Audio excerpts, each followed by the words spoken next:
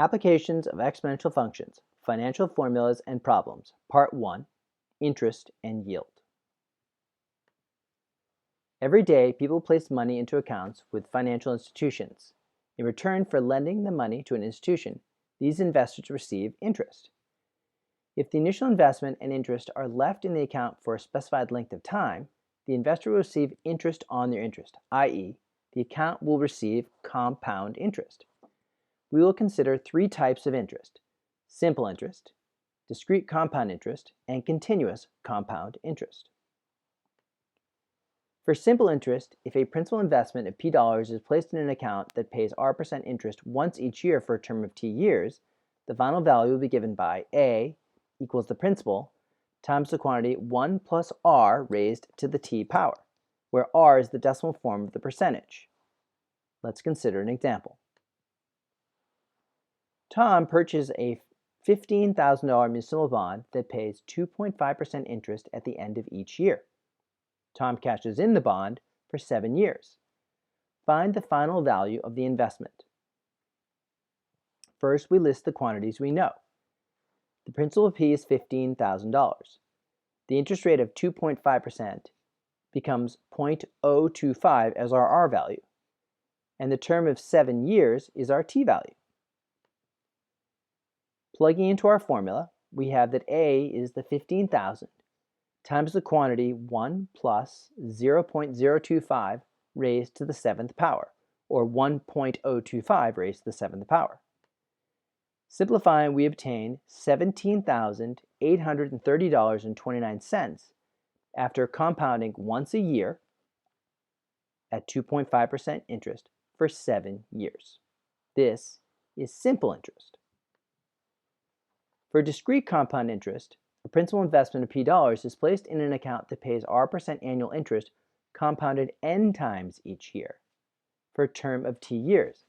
Then the final value of the account is given by A equals P over 1 plus R over N raised to the NT power. It is worth noting that the interest rate for the year is broken up into N smaller rates that add up to R overall for the year. The R again is the decimal form of the percentage. Let's consider an example. Mary deposits $6,500 in a certificate of deposit that pays 3.9% interest compounded monthly for a term of 10 years. Let's find the final value of the account.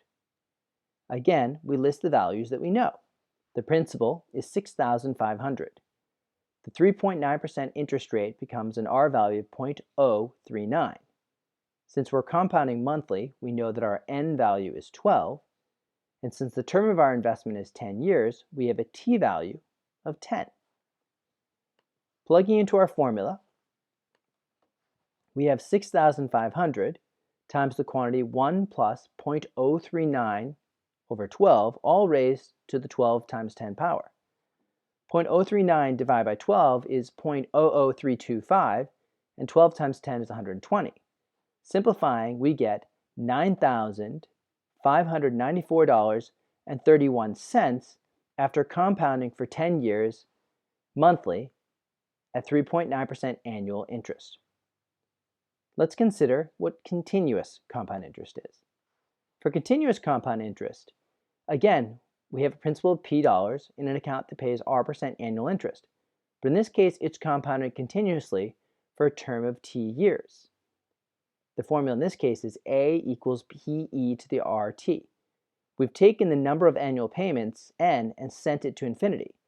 So the quantity from discrete interest that was 1 plus R over N raised to the N power became E to the R power, because the limit as N approaches infinity of 1 plus R over N to the N is E to the R power.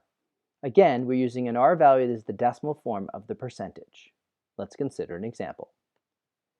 Scott deposits $1,250 in an investment account that pays 5% interest compounded continuously for a term of 8 years. We would like to find the final value of the account. Listing what we know. The principal is $1,250. The 5% interest rate becomes 0.05, and the term of 8 years gives us a T value of 8. Plugging into our formula, we have that A is $1,250 times e to the 0.05 times 8. 0.05 times 8 is 0.4. And simplifying, we end up with $1,864.78 compounded or having been obtained by compounding continuously for 8 years at 5% annual interest. It's worth noting that there are two percentages for compound interest accounts: the annual percentage rate, the APR, and the annual percentage yield, the APY. The annual percentage yield is the actual percentage earned each year on an investment. When comparing accounts, it's important to compare the APY, because that will tell you which account gives you the best return on your investment. To find the APY for discrete interest, we take the quantity 1 plus r over n to the n, subtract 1, and multiply by 100. For continuous interest, we take the quantity e to the r, subtract 1, and multiply by 100. It is worth noting that the principal has no effect on the APY. Let's consider an example. A savings account at Goliath National Bank pays 4.89% annual interest compounded quarterly. What is the APY for the account?